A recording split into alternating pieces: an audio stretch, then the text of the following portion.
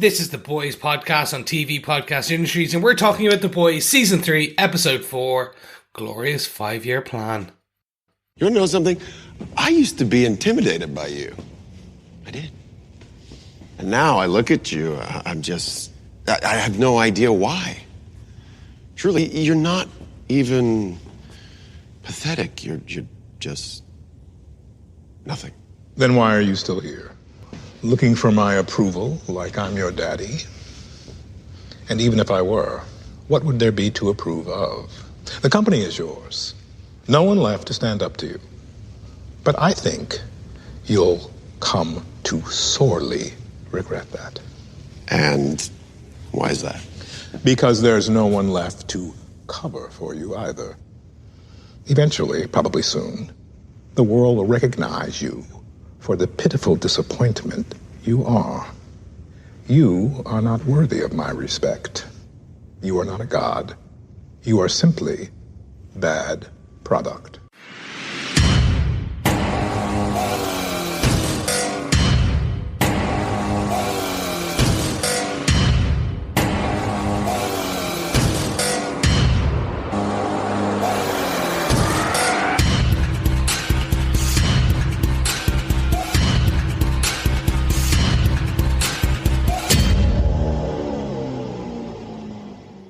Welcome back, boys and girls, to The Boys podcast on TV Podcast Industries. We're talking about The Boys, Season 3, Episode 4, Glorious 5-Year Plan, which they really missed a beat by putting this on Episode 4. They should have done this episode title for Episode 5, but anyway, I am one of your illustrious hosts, Chris, and I am joined by Darick.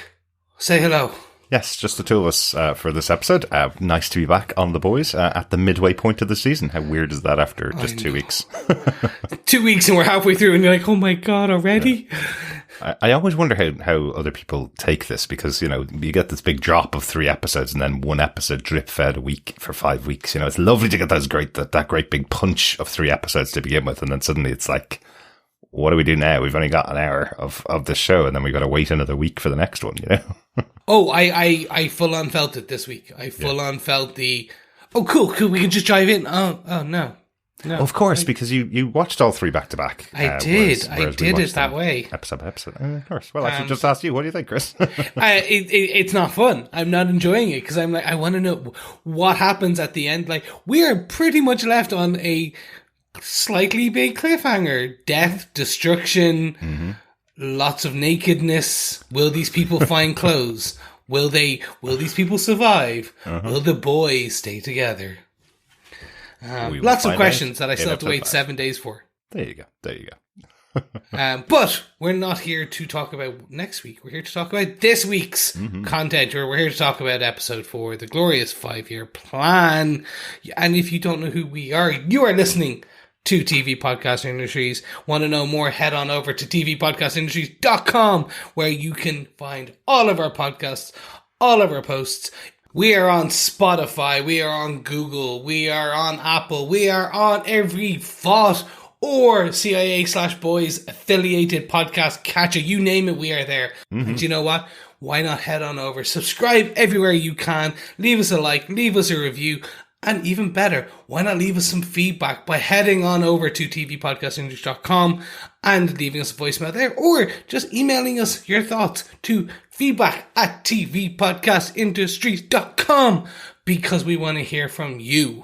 Absolutely. We are recording these episodes in advance thanks to Prime Video for providing us with the episodes for review, but we will talk about your feedback. We do want to hear your thoughts on the show. We have a bit of feedback on the first 3 episodes coming up towards the end of the podcast, but share them with us. We will talk about them on the episodes as we go, and anything that we miss out during the season run, we will talk about at the end of the season. We will do it on our wrap-up podcast, but we always want to hear from you and your thoughts about this crazy, crazy show. Specifically, any crazy thoughts you have, any crazy theories, because I can't be the only one coming up here with the wacky theories.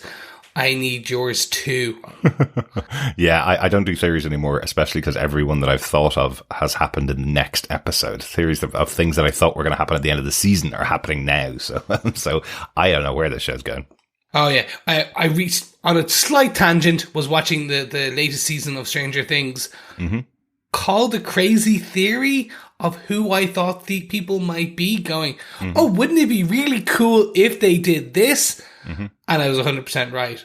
And I just don't know where I go anymore on this. I've reached the pinnacle of my crazy theory guessing and it turning to be right. I was like, they zigged, they zagged, and then they zigged again, and I called it. So basically, it's only on shows we don't cover on the podcast. Pretty much. Where there's the only person who can prove me actually saying this is my wife. And she's, of course, going to side with me and say I did it anyway. No, she won't. Of course, no, she won't. She'll 100% hang me out to dry. But we're not here to talk about laundry being hung out to dry. We are here to talk about the boys.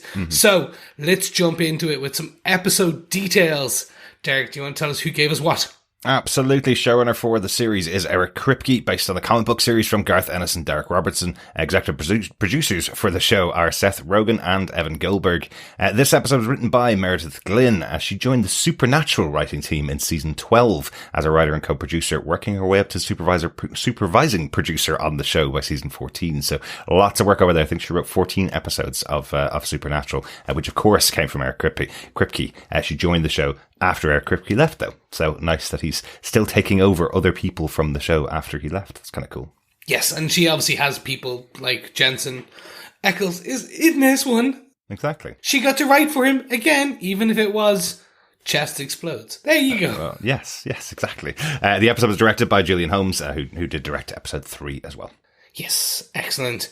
But do you want to tell us what they gave us with the synopsis for this episode? Absolutely. I'm going to be really happy when John gets back, so he can take over some of this again. And we can get his illustrious sure. Yes, exactly. I'll give you a sure. Give me a sure, Chris. Sure. With the help of little Nina, the boys go to Russia to track down the weapon to kill Homelander. But she wants something in return. Either they hand over Cherie to be punished by Nina, or Kimiko has to kill one of her enemies. Kimiko has to pretend to be an escort for the target and uses some 7 related collectibles to take him and his security out. After addressing down from Homelander, Huey is feeling powerless, but when he learns of Billy's stash of temporary V, he seizes an opportunity to do some damage. With Nina's mission taken care of, the boys set their sights on the weapon to kill Homelander and break into a Russian lab. After Billy unleashes his powers and Huey lays bare his own powers and saves some mother's milk, they discover Soldier Boy frozen in the lab. Without a word, lasers explode from his chest, leaving Kimiko wounded and unable to heal. Meanwhile, Homelander extends his power by using Numa to take out Stan Edgar as head of Vought Industries. With no one else to stand in his way, Starlight teams up with Maeve and brings in new 7-member Supersonic in an attempt to overthrow their leader. Following a fight with Homelander and the Deep, Supersonic tries to recruit A-Train, but it's a bad move for the new Sup, as A-Train reveals their plot to Homelander, who dispatches Supersonic and threatens Starlight. If she even blinks the wrong way, repeat after me, that will be Huey. Devastating consequences of telling the wrong person the plan, huh? Yeah, but loose lips sink ships. And, or in this case, loose lips cause the guy to be torn apart and brutalized. And we knew it was coming with A-Train. But that's a topic for later. Well, we very specifically didn't know it was coming with A-Train, which is my point, which I'll talk about later, Chris. Okay, that's true. We should say that way, yes. But, okay, let's get into it. Let's get into our very spoiler-filled moments. Each of us have chosen our individual protagonist boys and 7 antagonist moments and some other outstanding moments for each of us in this episode. Let's just kick into it. Let's kick into what can only be one of the coolest scenes. A blink and you'll miss it, and then you'll see it all moment with Huey, where he blinks out of existence, teleports over, loses all his clothes, and puts his hand through a gentleman, which just looked spectacularly cool. And then we see intoxicated Huey staring at a glowing arm as it heals in the starlight as the van drives away. But really my point is Huey as becoming Super Huey, but actually even taking it all the way back to him starting to feel more and more powerless. In a world of soups, in a world of a war on soups, the boys have lost an edge. They are like going up against the Homelander, Superman on steroids with an ego that can match it. He is basically threatening to kill them all, to wipe them out. And when he stands up to Homelander, he giggles. Homelander, like, literally calls and goes, I will destroy you. I will destroy you, your friends, your family, when they all meet with Starlight and Huey and Homelander in Starlight's apartment. Her office. Yeah, in the tower. And just seeing him stand up and then having that constant reminder where Homelander signed his cast. Basically branding him of, like, don't forget, I own you. I can destroy you. I can do whatever I want with you and your girlfriend. And I love how that plays out. It's such a simple thing with Anthony Starr getting the pen and writing from Homelander on this cast that Huey's got. You know, it's just such a simple thing, but how it really plays on his mind. This constant reminder of, exactly as Huey says, the bullies that he's tried to stand up to all his life, the people that have always been at him. And now he feels so powerless, he can't even breathe, is what he's saying. He feels like he can't do anything at all anymore. There's no way to stand up to Homelander. If you're in his sights, you're going to die instantly. You know, he says, effectively, Homelander was going to cut him in half in front of Starlight. And nobody would have been there to stop him. You know? So it's a really horrible feeling for Huey to be going through, and I love how he explains it, and you can completely see why he takes this opportunity to take the V, especially because Billy's doing it, so why shouldn't he? You know? Yeah, but beyond that, he's getting all these external pressures as well, where you see essentially the Russian TV, the cable news networks are making animated, basically, I want to say cuckold / basically him being just a crying boyfriend in the corner, ex-boyfriend in the corner animations, but almost like Terrence and Phillips style animations from South Park, just flapping heads. That was hilarious. I love that every time he turns on the TV, there's someone making fun of him crying about losing his girlfriend to Homelander. It's just so funny. Yeah. So he hasn't been able to forget it. So yeah, he does. And so he does take that opportunity. He asks Butcher for the V when he walks in on Butcher shooting up. And Butcher says no. And then we thought that was the end of it. And I do like that Butcher's got heat vision and invulnerability and super strength. And what Huey gets is teleportation and invulnerability and strength as well. So they all come with an element of healing factor type of thing. But I love it's that everyone is shocked. Even Huey is shocked by it. He has no idea, has no opportunity to test what the powers are effectively. But yeah, I love the hilarious moment, because of course they're going to do that to Jack White. If he gets superpowers, there's going to have to be some kind of drawback to it. He can't look as cool as Carl Urban's Billy when he gets his superpowers. He can't look that cool. He has to be completely naked in front of everybody after using his powers. It's hilarious. Slight side note, I was wondering about this. I know it's weird. It's just because you brought up the TV, the state media TV stuff in Russia. I was wondering, is there a big difference between the population in Russia and the state media and how they think of the superheroes? Because those cartoons that are going on have Huey crying in the corner because Starlight's now with the biggest superhero in the world. Whereas when we go around the streets of Russia, there's loads and loads of images of all the superheroes, all the big supes and the seven, in not compromising positions, but basically criticisms of them being the super Nazis that they are, right, in their minds, I guess. So it seemed like they were saying that the Russian people and the Russian state media are dealing with them differently. Yeah, I think the Russian public kind of, based on the graffiti, it's very much the Russian public hate Vought America and all what their soups entail. And you got to think, Homelander is the embodiment of the American way. So they have him in those compromising positions, kissing Black Noir, kind of being like the devil from above, raining death down on. And you've got to think that's how it can potentially be when you've got them potentially trying to get into the military. And you think that, he who controls the soups in their military controls the world. Yeah.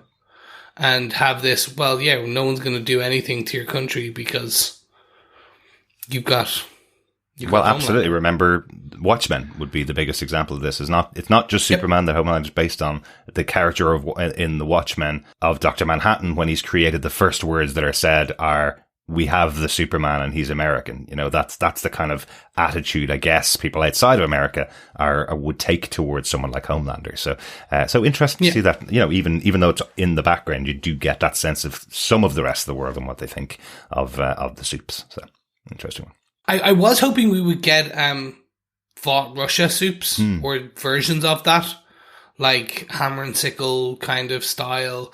In the comic books, we do see some of the Russian. Oh, very good.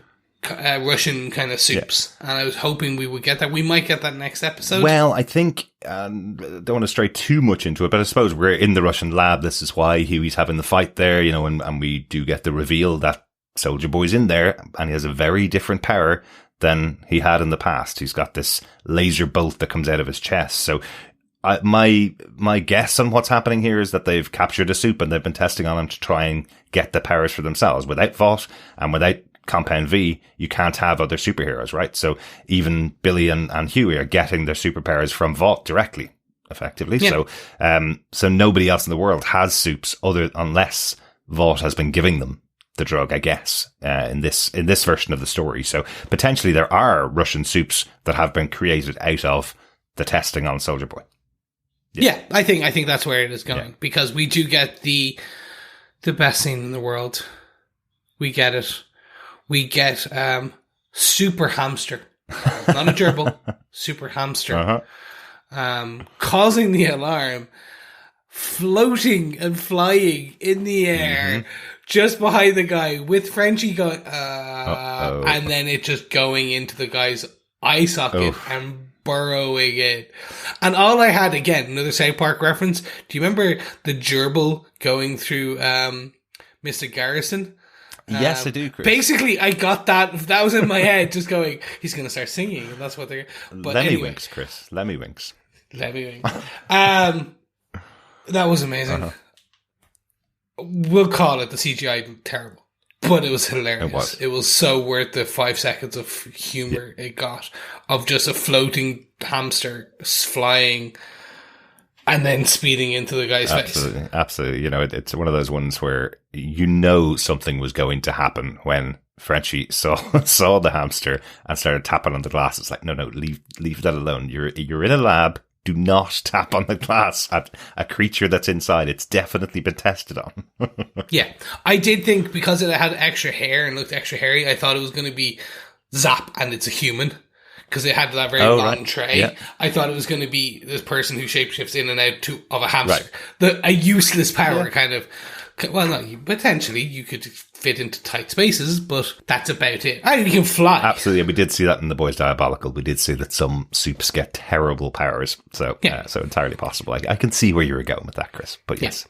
But look, that is all cool. And I think that's where potentially it may go into the next episode. You're right. I think the aspect is, well, now Russia has experimented on Soldier Boy. He now has his own new powers. And maybe they have a raft of Russian superpowered individuals or super hamsters that are going to go after the boys as they flee the scene. Trying to reverse engineer the Compound V, I guess. Yeah. Yes, or what is left of the boys, I should say, because at the end of this, there's nothing left for Mother's Milk to save. Exactly, and the reason for this is because two of them have now taken V. So Mother's Milk has always been involved in this team only to take out the soups. Particularly the soups that killed his family. So Soldier Boy throughout this season has been underpinning why is here. And the moment that he realizes that they've stepped it up a level in Huey's mind and Billy's mind, that they've taken the V to go after the soups, the moment he realizes that's it for he's out. We also heard from Kimiko and from Frenchie that they want out as well. So we're at that halfway point where everything is broken, everything is gone. Yeah. And what do you think? Like this, we mentioned it before in the comic books. This is pretty regular. They take V. They take V and they are superpowered going up against the soups. It seems like Billy's already getting addicted to this, and it's only his second dose. It seems like, and Huey is already entranced in a euphoric narcotic state, and I think That's what the difference is. I think they're going to make it very much an addictive drug. Potentially. Now, Huey hasn't gone through the come down that Billy went through last episode, and Billy did not prepare him for that because he thought he wasn't going to take the drug. So I presume we'll see lots of puke in the next episode as well. Yeah, it's good. And projectile level Definitely. again. Oh my god, we're just going to get that scene where one is puking on the other and it's projectile. Blah, blah, blah, blah. Anywho. Yeah, so that was really it. That was my major point. But did you want to bring up yours? Absolutely, yeah. My major moment for the episode, look, gotta talk about Kimiko's final battle, let's call it. Her mission to take out one of Little Nina's enemies. I love this because we haven't really seen Kimiko on a mission in this way. We know she was used in the past for these abilities. We get a really harsh moment from Billy where she tries to step away and say, "I'm not your gun, I'm not your weapon," effectively. And Billy just says to her, "You are. That's your only reason for being here. You're the one that I point at, the thing I want to kill, and you kill them." So that's a really harsh moment, from her past. We've seen her used by Shining Light, this organization that's been using her for years. Eventually her brother died because of that relationship, and she compares them all together. She goes Little Nina, who was in control of Frenchie, Shining Light, who's in control of me, and now Butcher in control of the boys. They're all the same thing. They're all trying to use us for their goals, not for what we want, not for what we want to do. So Kimiko's looking like she's going to be gone, are going to be leaving from the boys in the future. They make their arrangement again to go off to Marseille to spend their lives together, which would have been nice. But yes, we have her effectively going undercover, doing her own James Bond moment to get into the room with this Russian oligarch who's surrounded by women. And as always, creatively, the boys have used the most interesting way to kill. They open up the 7 collectible dildos, which are all underground and not on the open market. One representing each one of the 7. Just hilarious. Absolutely loved this moment. I love they had the glass one representing translucent. There's every one of them is designed after each member of the 7. I think. I didn't count them, but I think she uses every single one of them on somebody else, somebody in the room. So she picks her Black Noir one to begin with, to take out her actual target. And then as it goes on with all of the security guards, the Queen Maeve one is cut in half. So she goes to the next one. She uses the Starlight one. I think she uses every single one of the 7 that are in there in the scene. I think it's just the Homelander one that she doesn't, because that's on a strap. Oh, yes. That's big, because we see that being threatened to be used later by a different individual. Well, you say threatened, but Cameron Coleman, the presenter of Fox News, VTV, seems to be really up for that. So I don't know whether that's threatening or whether that's just a new relationship with Ashley starting out. Yeah. Can we veer off to the left here? Can we just talk about this Ashley scene? I'm really interested where they're going with this. Mm-hmm. And we'll talk about Homelander later, and we'll talk about Vought later. But Ashley wasn't a bad character, like, in season 1. Like, she was just the PR marketing person who she was Vought. She was Vought, yeah.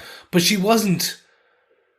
She was just corporate. She was the mirror on the corporate entity world of PR and marketing. Like, it was all about the numbers and things like that. But she was reasonably new and working for Madeline Stillwell, who was keeping her down, effectively. So I think her relationship with other Ashley, as I think her name comes up in the credits even, which I think is hilarious. But her relationship with other Ashley is very similar to Madeline Stillwell's relationship with her when she was starting out in the organization. It was, she was on a very low rung of the ladder. She just did what she was told and tried her best to get out of it. She was terrified every single day. And I think now she just has no F's to give. She's kind of going, I have to stay alive. And I'm in this position that effectively Homelander will cut me in half if I don't do what he wants me to do. So I do feel like she is treating everybody around her whatever way she needs to get herself out of these situations. Yeah. I think she's also just becoming the epitome of, like, the New World Order, which is the Homelander way. Maybe. And I think that's because she parrots him. She literally, the exact word, phrase, and tone is given from her to this presenter. Yeah. And she bullies downwards, then, basically. Yeah, and then with just the large phallic threat, promise, gift. I guess so. I don't know, incentive, whatever way you want to call it. And I thought that was such an interesting. I think I'm interested to see what they do with the character. Is there a redemptive arc element, or is it just going to be she's gone, like she's beyond the pale? Yeah, I feel like Ashley is going to stay alive until she doesn't. That's kind of her arc. I don't think there's any redemption. She's tried her best to do everything she can do, but she's dealing with children who are really powerful and will kill her in the blink of an eye, basically. So she knows her position, and she fights every single day to stay alive. I think that's basically it. But yes, she is starting to bully people a lot more. I've noticed that too, Chris. Yeah. So back to your main point on this. Sorry, we've taken ourselves. That's all right. It was dildo related, Chris. So yes, so I guess it was in the same area, in the same region. Not really too much more to say, but I did love the fight. I loved how it was staged. Totally bloody and gruesome. You know, you mentioned before how much blood has been used in this season so far, but I love how violent the scene is. And again, you know, this whole thing with Kimiko is that she can't speak either. So she can't justify her actions to anybody around her. When she has taken out every security guy in the room plus the target, she's left with the women who were in the room. And all of them are terrified of her. And she can't do anything about that. She realizes from their faces what they see. You know, that's another one of those kind of break moments for Kimiko. She knows that everybody sees her as this weapon and this massively violent person. And it must be the way she sees the Supes and what they've done to her and done to her family. So she sees that. She sees how other people see her, I suppose, and she needs to get out of this situation. So that is her final battle. That was the one last job before she left. She does agree with Frenchie to go along in this job to the lab. But if you notice throughout all the scenes in the lab, she's not really being very interactive with what's going on. She's not jumping up to be the one to take out all the guards. She's there with everybody else on this final job in case they need her. But the only thing she does is try to save Frenchie when we have that moment with Soldier Boy coming out.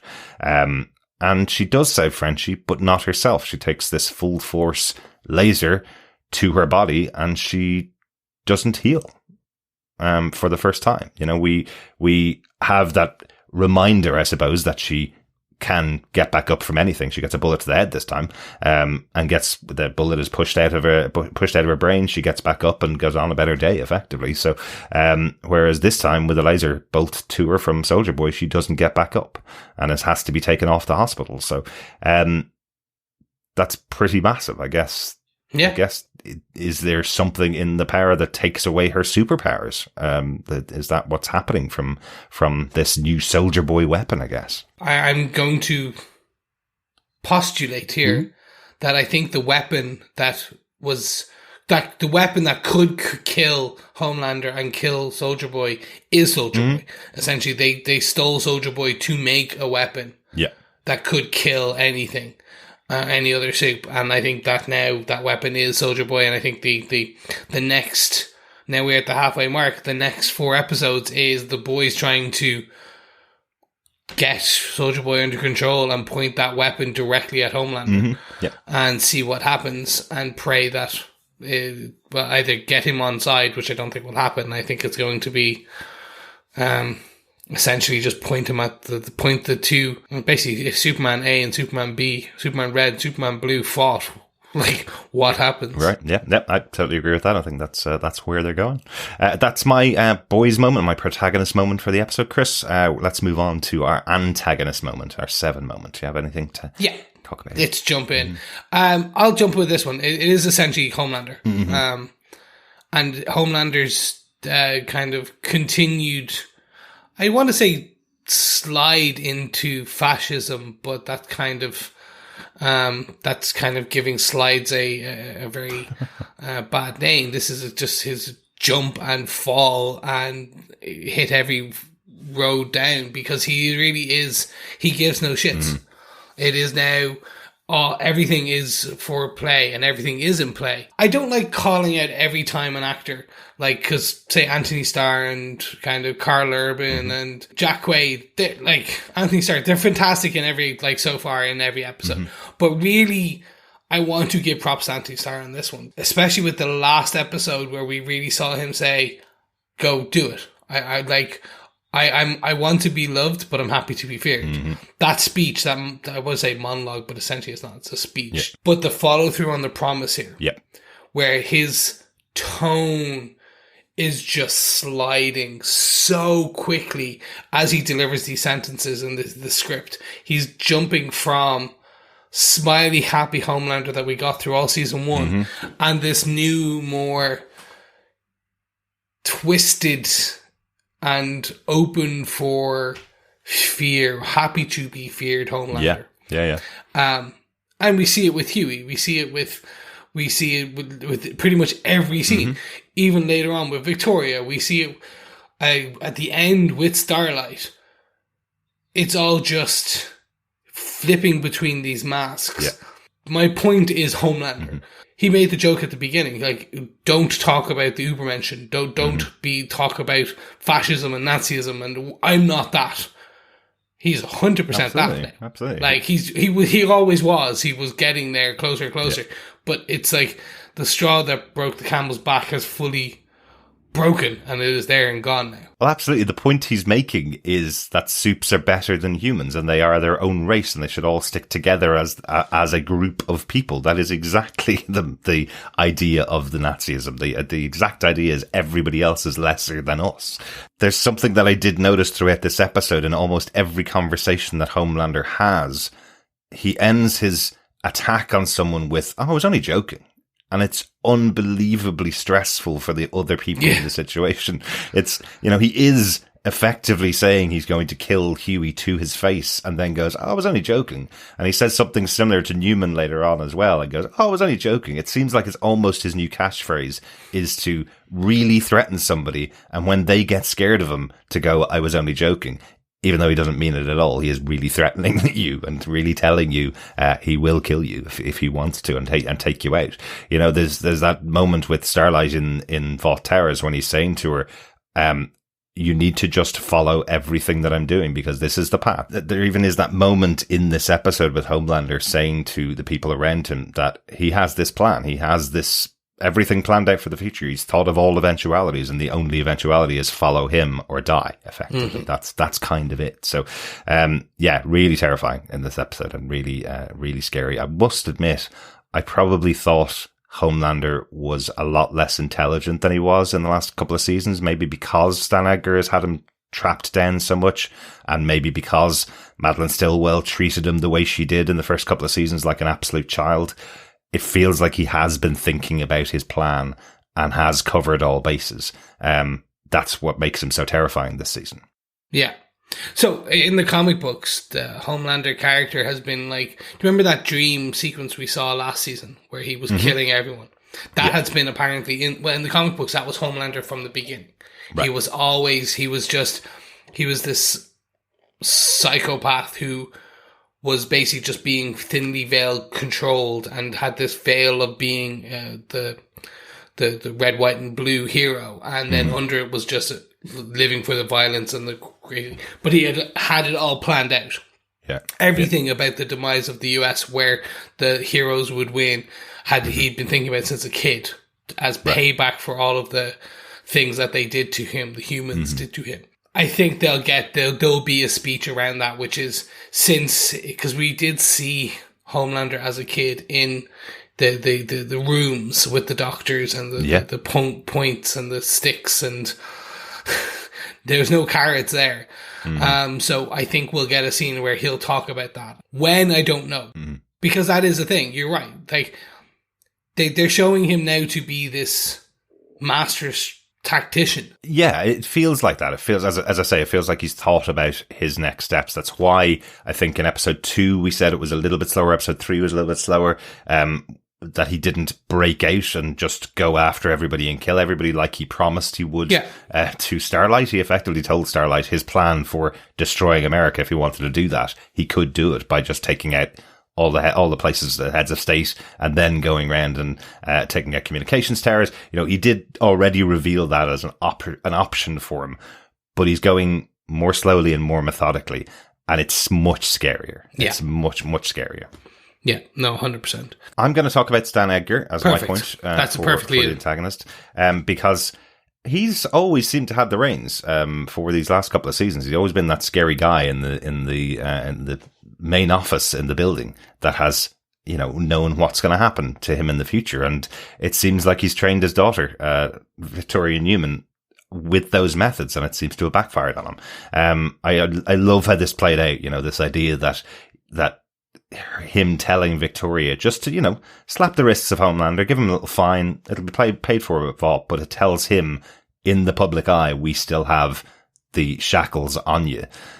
But Homelander gets to her first, tells her effectively, I guess, threatens her daughter, or some variation of that.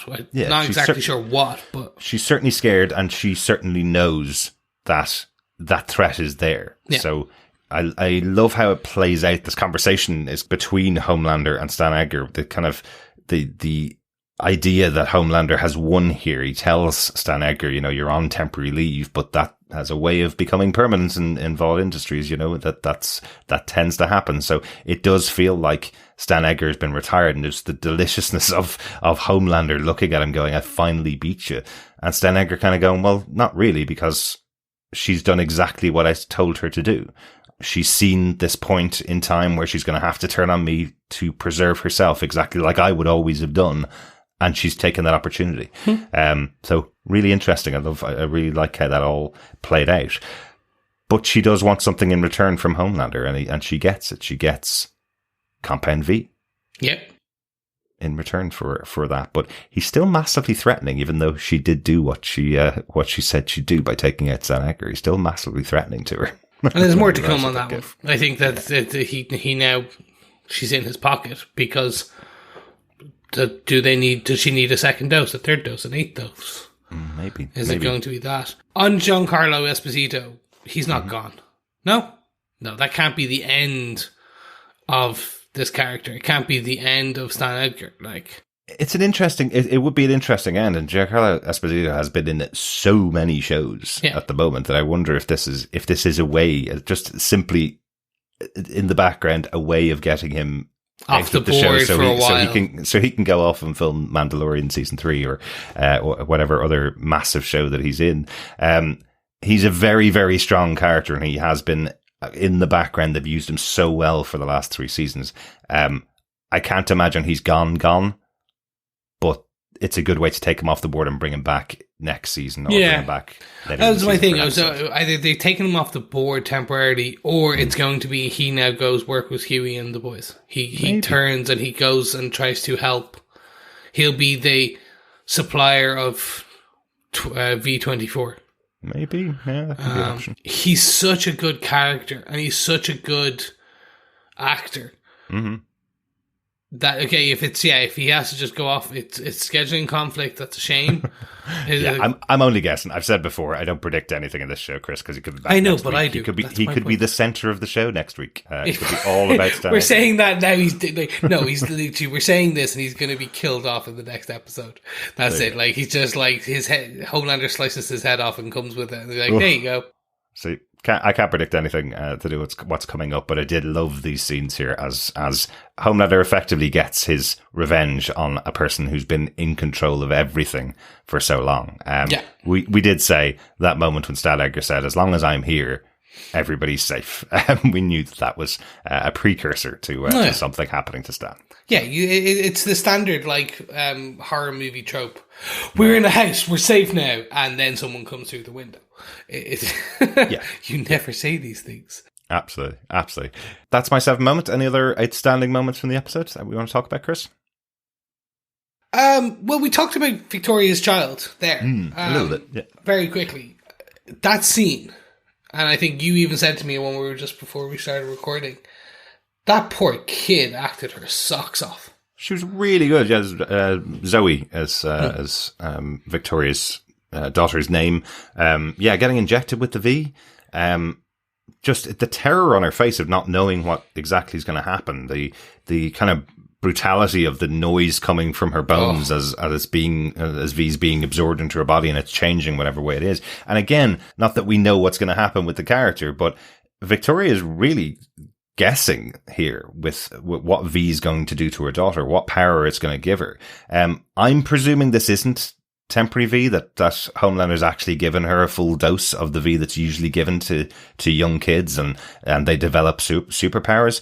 So she's gotten a much more violent dose than we saw Billy and Huey get. Neither of them had any particular reaction when they took the V, not like this anyway. So we've seen this go badly in this universe before as well. We've seen how bad the superpowers they can get out of this.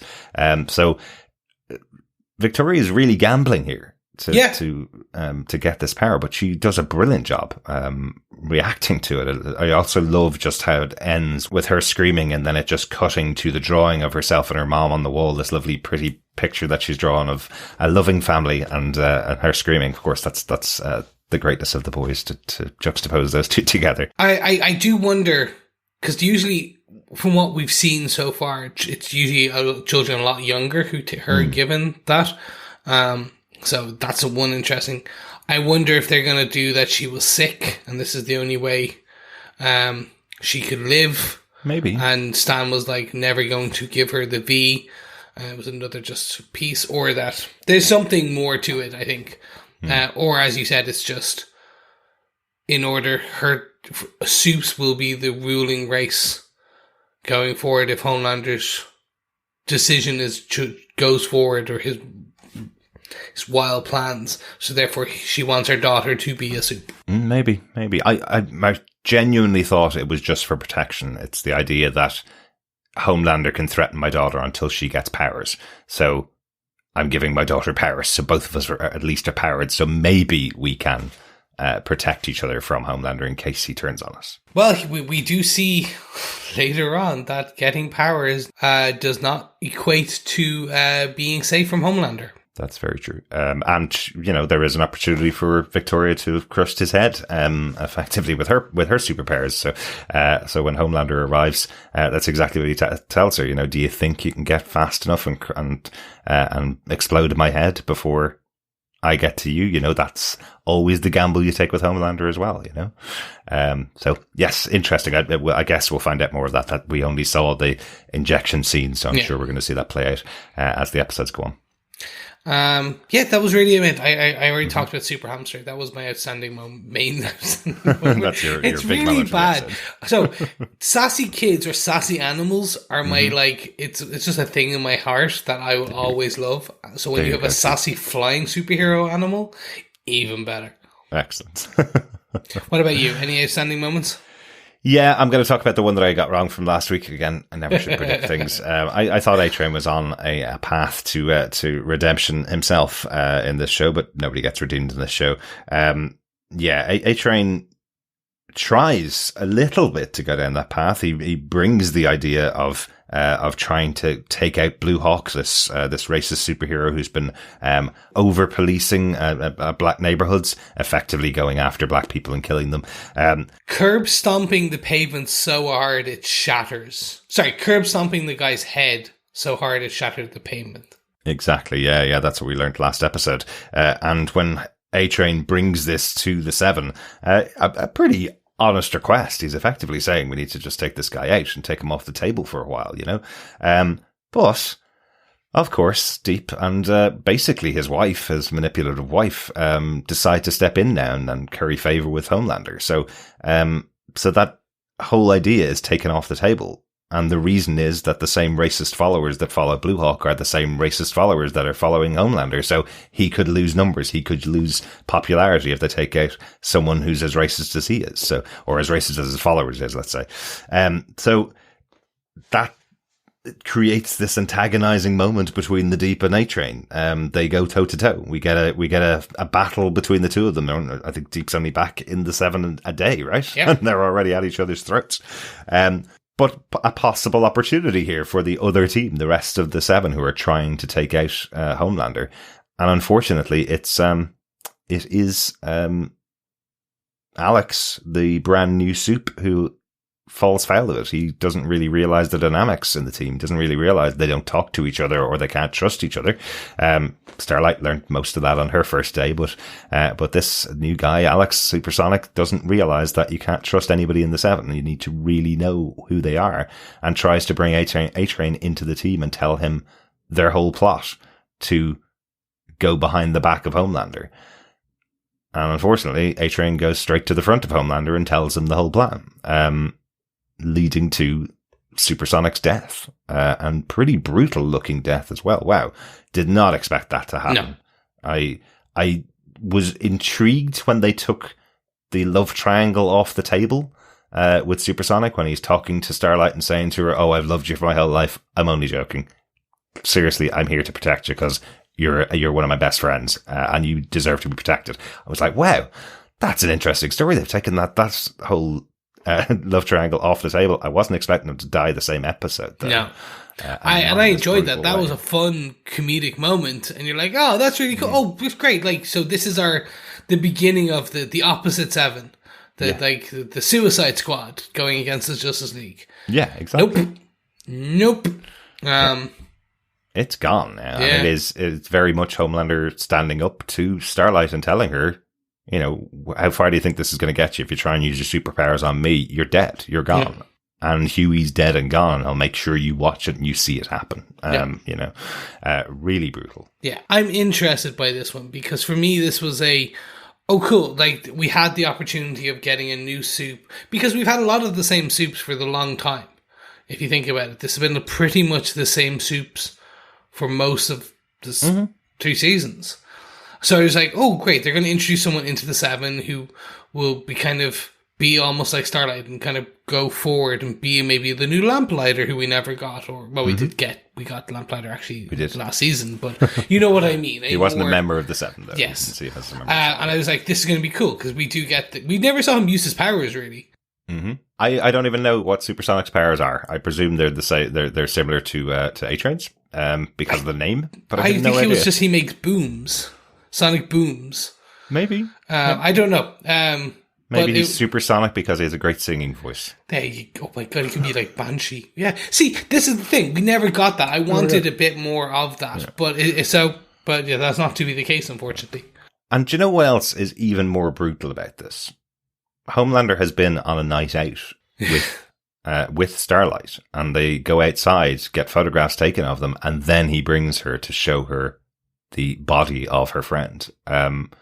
That is what gets me about Homelander. It's this vindictiveness and evilness that he's willing to leave this dead body of her friend on a building while he goes out for the evening with her, and then bring her and show her the body. It's just that really evil streak. He's still able to pretend to be normal, I guess, in a way with her, and then show her the brutalness, the brutality of who he is. But really scary moment, and it feels like there's no opportunity now for this resistance within the 7, because there's only Maeve and Starlight left again, you know. So, but then you also have potentially a powered Huey and a powered Butcher.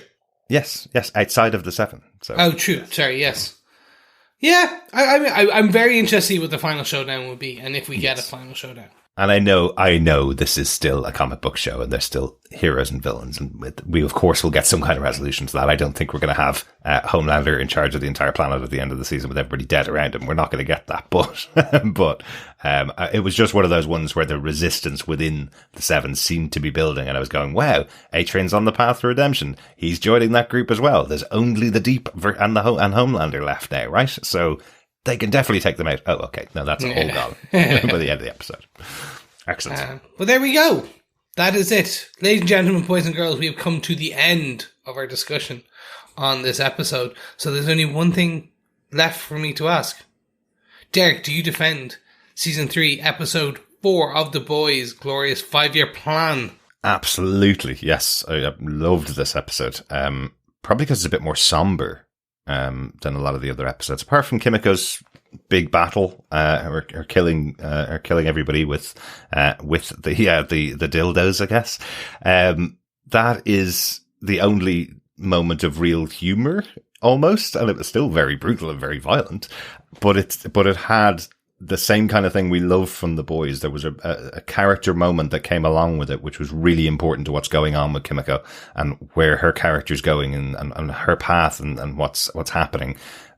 But yes, that rising tension with Homelander, with everybody else in every other scene as well, was really, really tough, really, really good and really tense to watch. Really enjoyed that. And yes, seeing Huey and Billy finally unleashing their powers on everybody around them, I thought was really cool to see as well. So lots of good moments in the episode, and really enjoying where the season is going. So looking forward to the next episode, and I definitely defend it.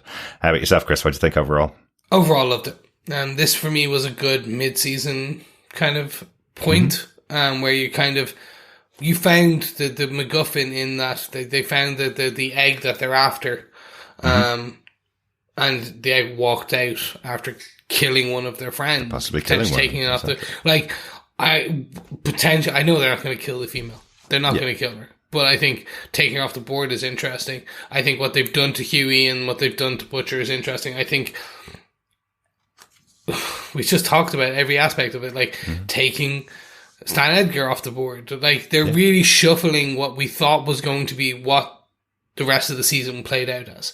And I think that's why I like The Boys. You do think they're going to go one way, and either they do that, but they do it with oodles of blood and oozles of craziness, or they don't do it at all, and they completely kind of go against your expectations of what a show like this should do or will do. So yeah, absolutely loved it, and looking forward to the remaining 4 episodes. Yes, and they always seem to have a lot of fun along the way. In this episode, I absolutely loved the opening with Soulja Boy doing the Blondie song on TV, and the William Shatner style was absolutely hilarious. What a great opening. I forgot to even mention A-Train's Kylie Jenner moment where he was talking with the Kardashians. It was basically where he did his Pepsi ad. Oh, it was brilliant. His Turbo Rush ad, yes. Where he's effectively been told by everybody around him that he needs to support a cause, and now he's supporting Love Infinity, the marches and protests that mean absolutely nothing, so that he can sell his Turbo Rush drink. Yeah, love these little drop-ins that are going on, which is again another reason why I thought A-Train was going in the right path. I thought he was seeing what he was doing and seeing what he was being forced to do, and I thought he was going to turn against it, but nope, it's not A-Train. Nope, that's it. But you know what? We talked about his Turbo Rush, but they're not going to do a Turbo Rush in the pub. No. Unless it's Turbo Rush and vodka. Maybe they do. They probably do. Yeah, actually, you're right. They do. So let's go get a drink down in the pub. Let's go get a Turbo Rush and vodka. Absolutely, yes. Time for the 4th question in our boys' pub quiz. Question 4 about this episode. Hopefully an easy one. Since John's away, I'm giving an easy one away. What's missing from the coffee that Stan Edgar brings to Victoria Newman when he visits her at home? Ooh, even I know this one. Yes. Yeah, it's very easy. So, once more for everyone at home. Absolutely, yes. What's missing from the coffee that Stan Edgar brings to Victoria Newman in her home? That's the 4th question. 4 more to go. Just gather together all the answers. Email us to feedback@tvpodcastindustries.com with all 8 answers, and you could be in the chance of getting your hands on some boys' goodies. Excellent. If you've missed any of the questions, pop on over to the website at tvpodcastindustries.com. I usually put the question up a couple of days after the podcast releases. You should see the questions up there. And speaking of tvpodcastindustries.com, did you know you can support our wee podcast industry productions? Yes, you can be a Patreon supporter by heading on over to patreon.com/tvpodcastindustries, where you can support us for any monthly amount going forward. Or if you'd like to support us with just a wee one-off donation, you can pop on over to buymeacoffee.com/tvpi and buy us a coffee to keep our illustrious editor in caffeine. This episode of TV Podcast Industries is brought to you by all of our supporters on Patreon, including Amy Fitzgerald. Thank you so much, Amy, and everyone else, but thank you so much, Amy. Absolutely. Thanks so much, Amy, for your support. Great to have you on board as one of our supporters over on Patreon. Yes, but you can also support us in other ways. You can support us by heading on over to any of our channels and essentially subscribing to the podcast there, giving us an old review. Because you know what? Just even a 5-star review, it costs you nothing except a small bit of your time, but it really helps with that discoverability and telling your friends. And also, you can share it with your friends. Throw it up on socials. Tell everyone about how cool this boys podcast you've been listening to, how deep they get into the discussions, how much they like making crazy theories and getting it wrong. Well, how much one of the hosts likes making crazy theories and getting it wrong, while Chris the other saw person... the look I gave him. Yes. Yes, he did. Yeah. There we go. But because remember, sharing the podcast is sharing the love. We'd love to hear your thoughts on the boys. Please email us to feedback@tvpodcastindustries.com with any thoughts that you have. We have got some feedback on the first couple of episodes for the show. First up, Jerry sent an email into us on feedback@tvpodcastindustries.com. On the first 3 episodes, he says, "Hey guys, let's start with holy crap. The first 15 minutes of the first episode lets you know what kind of messed up stuff and gore we are getting this season. Poor Huey is losing belief in doing things the right way, and he's going to lose Starlight in the process of bringing down Homelander. Butcher is going to be just as bad as Homelander by the end of this season. Homelander making the Deep eat that live octopus was the grossest thing so far this season in my book. Homelander with no giving a flying F about anything is truly scary and delicious at the same time. Anthony Starr is killing it. By the way, did you guys catch the Rogue One Easter egg in episode 1? They mentioned Tony Gilroy did the reshoots of Dawn of the Seven. Tony Gilroy did the reshoots for Rogue One as well. We did actually notice that. I think we called out that Ashley is the one that's telling the director of Dawn of the Seven he didn't even do anything. Tony Gilroy did everything on that. And finally, Jerry says this show is the best superhero show out there, with its subversive takes on superhero tropes and real social commentary. Jerry in Niceville. Love that. We're do so much coverage of superhero shows. I'm not too sure it's the best superhero show. I've loved loads of other takes on it, but I do love the take they have on the boys. I think I need a little bit of balance on my superhero shows. I need some of the really light stuff as well as some of this darkness. Gotta get both right. It's always both. It's about balance. It's all about the yin and the yang, the light side and the dark side, the grey, if you will, the grey Jedi, not the white or dark Jedi. Anyway, we're not getting into Star Wars takes. Nope. Thank you so much, Jerry. Appreciate the email. On our Facebook group, facebook.com/group/TV Podcast Industry, we got a few more pieces of feedback on episode 3. First up, Dr. Bob Phillips had this to say: I thought we could get away with the clean clothes, Huey. Nope. The levels of sadism shown by Homelander are hopefully getting to the point of implosion, matching the angel and devil stuff as Butcher goes further into his own form of caregiving. 24 Hours is clearly flexible with the pharmacology of Temp V, not far off the real world of some daily dosed medicine. Very, very much enjoyed this episode, winding the backstory of the bunch without dropping heavy exposition. I'm guessing we are off to find the cryogenic squaddy with an artificial limb in the next episode. Have we talked about how close to pantomime the show is with the principal boy, Prince, and the camp as they can be villainy yet? No, we have not talked about that. It is, he's behind you. Oh, no, he isn't. He's behind. I don't think it's that bad. I think there's elements of over-the-topness to call out, like, as Jerry and Niceville said, actually in our last piece, we're kind of mentioning how it's the tropes, but also real-world commentary. It's that kind of subversive on both of them. And I think that's what they do with this.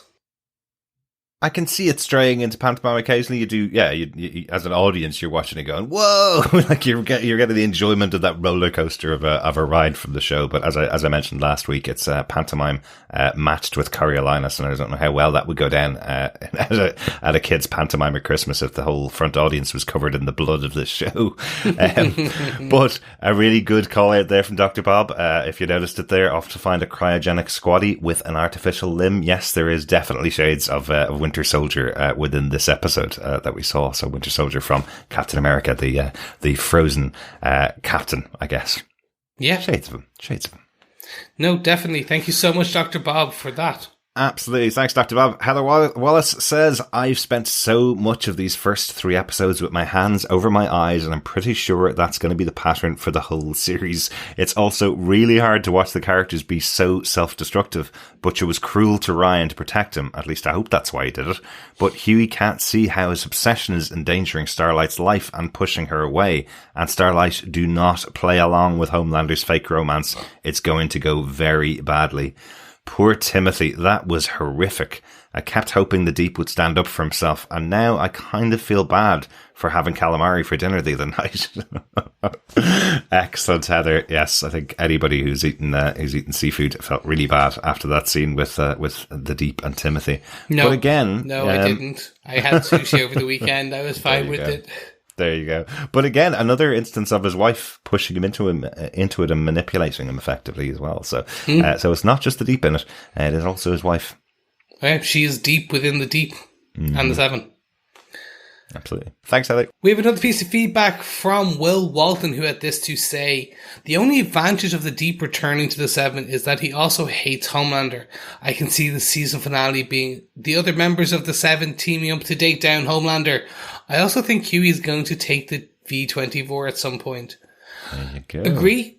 Yes, Hughie has taken V-24. You got that one. Mm-hmm. I don't think the Deep was going to turn on Homelander anymore. I think his whole thing is now going to be he becomes so subservient to Homelander that he just basically crumbles. He has been beaten and abused throughout the season. But interesting, if we take Will's feedback, that's what it was attempted to happen in this episode, was the other members of the Seven teaming up against Homelander, and it's already gone by the wayside almost. So interesting. The show obviously has more left in store for us for the other 4 episodes. So it's not a season finale moment. That's just something that happens in episode 4 of this show. So lots and lots more to go over the rest of the season.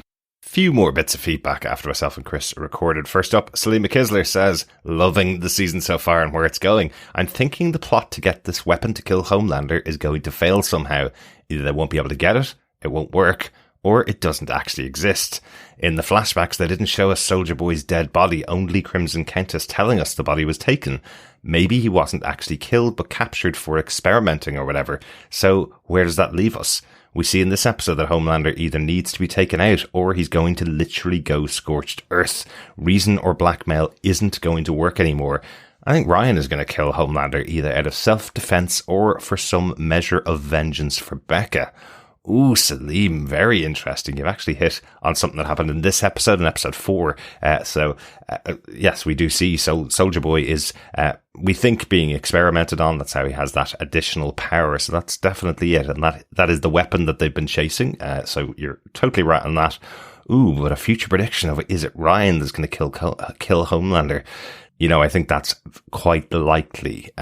Pitting the two of them against each other. It seems very boys-like to have your own, 10, 12-year-old son tearing you apart with his laser eyes. That sounds like a boy's ending. We'll see how it goes. Again, we have no idea how long the series is intended to run or how long Homelander is going to live as well. So we don't know whether he's going to be killed by the end of the season, of course. But thanks for that, Salim. Let's go over to some emails as well. We got an email in from Jimbo Urin. Jimbo says, hi, super team. It is great to be back with a new series I can follow live-ish with you, and hopefully more soon with Umbrella Academy at the end of the month.